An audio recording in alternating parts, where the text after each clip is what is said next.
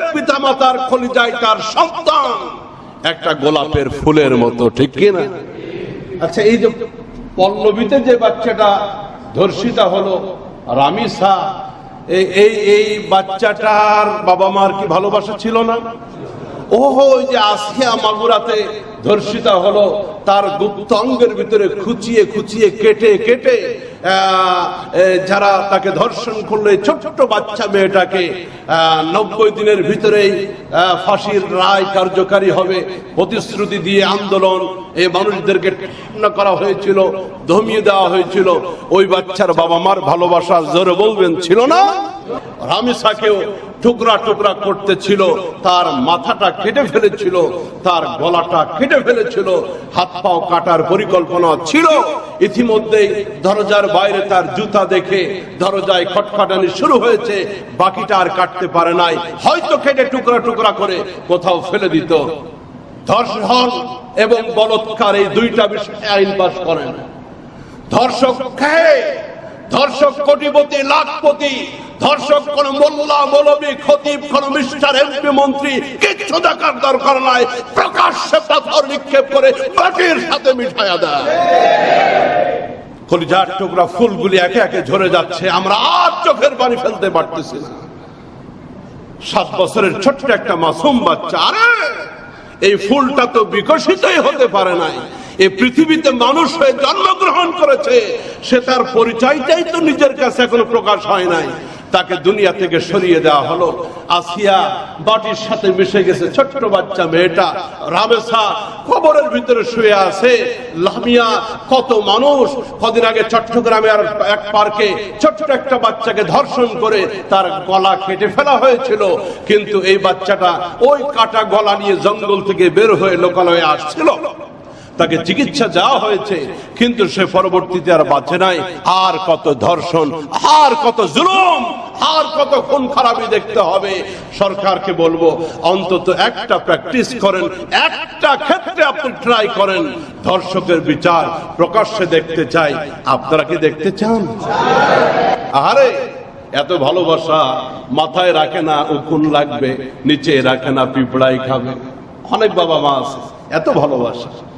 কদিন আগে একটা ছোট্ট বাচ্চা মারা গেল হামে। এ পর্যন্ত প্রায় 450 বাচ্চা হামে মারা গেছে। আল্লাহ এই বাচ্চাগুলিকে, তাদের অভিভাবকদেরকে ধৈর্য ধরার তৌফিক দান করুন। আমাদের সন্তানগুলিকে আল্লাহ যেন সুস্থ করে, আর কোন সন্তান যেন আল্লাহ কোন মায়ের কোল যেন খালি না হয়। বড় না 11 বছর পর ওই সন্তানটা আসছে, নিউজে দেখলাম পত্র পত্রিকায়, 11 বছর পর সন্তান পেয়েছে, হামে মারা গেছে, কলিজাটা ছেঁড়া। আর হাত বাবা মায়ের কি হযরতে হাজেরা ইব্রাহিম এই বার্ধক্যে সন্তান পেয়েছে, কলিজার টুকরা সন্তান, কিন্তু আল্লাহর জন্য কুরবানি দিতে হবে। হযরত ইব্রাহিম তার সন্তানকে কত ভালোবাসতেন, কিন্তু সমস্ত ভালোবাসাকে এক পাশে রেখে এখন নির্দেশ পালন করতে হবে। জোরে বলতে হবে কার? আচ্ছা, ইব্রাহিম তার সন্তানকে ভালোবাসে, হযরতে হাজেরা তার সন্তানকে ভালোবাসে। প্রত্যেক পিতামাতার কলিজায় তার সন্তান একটা গোলাপের ফুলের মতো, ঠিক কিনা? আচ্ছা, এই যে পল্লবীতে যে বাচ্চাটা ধর্ষিতা হলো রামিসা, এই বাচ্চাটার বাবা মার কি ভালোবাসা ছিল না? ওই যে আসিয়া মাগুরাতে ধর্ষিতা হলো, তার গুপ্ত অঙ্গের ভিতরে খুঁচিয়ে খুঁচিয়ে কেটে কেটে যারা তাকে ধর্ষণ করলে ছোট্ট বাচ্চা মেয়েটাকে 90 দিনের ভিতরেই ফাঁসির রায় কার্যকারী হবে প্রতিশ্রুতি দিয়ে আন্দোলন এই মানুষদেরকে ঠান্ডা করা হয়েছিল, ধমিয়ে দেওয়া হয়েছিল। ওই বাচ্চার বাবা মার ভালোবাসা জোরে বলবেন ছিল না? ছিল। আসিয়ার বাবা মার ভালোবাসা ছিল, রামিসা বাবা মার ভালোবাসা ছিল, এই লামিয়ার বাবা মার ভালোবাসা ছিল। সাম্প্রতিক কালে ছোট্ট ছোট্ট বাচ্চাদের প্রতি খুব জুলুম বেড়ে গেছে, অত্যাচার বেড়ে গেছে। ইতিপূর্বে আমরা দেখি নাই এই ছোট্ট ছোট্ট মাসুম বাচ্চাদেরকে পাশবিক কাজে ব্যবহার করা হচ্ছে, ধর্ষণ করা হচ্ছে, হচ্ছে তাদেরকে চিরতরে দুনিয়া থেকে সরিয়ে দেওয়া হচ্ছে, টুকরা টুকরা করে দেওয়া হচ্ছে। রামিসাকেও টুকরা টুকরা করতেছিল, তার মাথাটা কেটে ফেলেছিল, তার গলাটা কেটে ফেলেছিল, হাত পাও কাটার পরিকল্পনা ছিল। ইতিমধ্যেই দরজার বাইরে তার জুতা দেখে দরজায় খটখটানি শুরু হয়েছে, বাকিটা আর কাটতে পারে নাই, হয়তো কেটে টুকরা টুকরা করে কোথাও ফেলে দিত। মোহতারাম হাজিরিন, প্রত্যেক বাবা মার কলিজার ভিতরে ব্যথা থাকে সন্তানের জন্য। দেখেন একটা পিতা কতটুকু অসহায় হলে পরে, একটা পিতা কতটুকু শোকে পাথর হলে পরে তারা দেশবাসীকে বলে আমার সন্তানের বিচার আমি চাই না, এই রাষ্ট্র আমার সন্তানের বিচার করতে পারবে না। কেন এই কথা বললো? তার কারণ হলো তারা দেখে আসতেছে এদেশের বিচারহীনতা, এদেশে ধর্ষক পার পেয়ে যায়, ধর্ষিতা লাশ হয়ে মাটির সাথে মিশে যায়, লাশটাও মাটিতে পচে যায়, কিন্তু ধর্ষক 2 মাস 6 মাস 1 বছর 5 বছর পরে আবার বুক ফুলিয়ে বের হয়ে চলে আসে। এই দেখতে দেখতে তার বাবার জবান থেকে বের হয়েছে সন্তানের বিচার আমি চাই না, এই রাষ্ট্র বিচার করতে পারবে না। হ্যাঁ, এই রাষ্ট্র পশ্চিমা বস্তা পচা ওই ব্রিটিশের তৈরি করা এই আইন দিয়ে কোনোদিন ইনসাফ কায়েম করতে পারবে না। ছাদের উপরে ট্যাঙ্কির ভিতরে যদি ময়লা থাকে, আপনি ওই বাথরুমের কল পরিষ্কার করে কোনোদিন ভালো পানি পাবেন না। পশ্চিমা গণতন্ত্র ব্রিটিশের তৈরি আইন তৈরি হয়েছে গরিবকে শোষণ করার জন্য, মজলুমকে শোষণ করার জন্য। সমাজের যারা সমাজপতি, কোটিপতি, যারা ক্ষমতাবান, এই আইন তাদেরকে প্রতিপালন করে, কিন্তু গরিবেরা দুঃখে দুঃখে মরে। এই হলো ব্রিটিশ প্রণীত আইন, এটা দিয়ে শান্তি হবে না। এই জন্য সরকারকে বলবো, বহুত তো ধর্ষণ গেল, বহুত দিন থেকে ধর্ষণ চলতেছে, এই টার্মে চলতেছে, গত টার্মে হয়েছে, আগেও হয়েছে, কিন্তু অস্বাভাবিক ভাবে ইদানিং বেড়ে গেছে। আপনি পরিপূর্ণ শরিয়া আইন কায়েম করতে না পারেন, অন্তত একটা ক্ষেত্রে, ধর্ষণের ক্ষেত্রে শরিয়া আইন বাস্তবায়ন করেন, গোটা দেশ ঠান্ডা হয়ে যাবে ইনশাআল্লাহ। ধর্ষণ এবং বলৎকার এই দুইটা বিষয়ে আইন পাস করেন। ধর্ষক কে?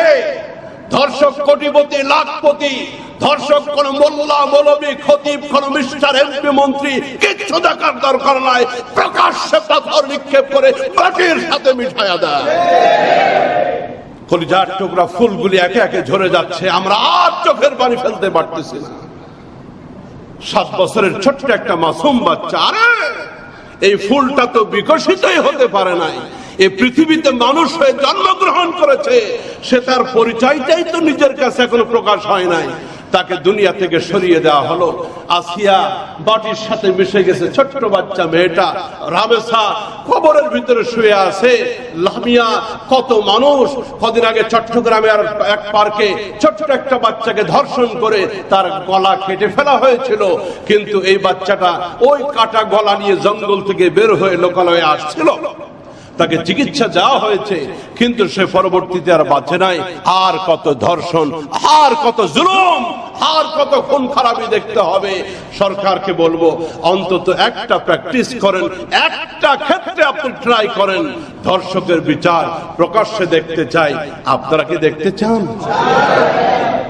আল্লাহ পাক এদেশে প্রকাশ্যে যেন ধর্ষণের শাস্তি, বলৎকারের শাস্তি দেখার একটা সুযোগ আমাদেরকে দান করেন। সৌদি আরবে ধর্ষণ একেবারে নাই বললে চলে। আফগানে শরিয়া আইন চলতেছে, ধর্ষণ একেবারে জিরোর কাতারে।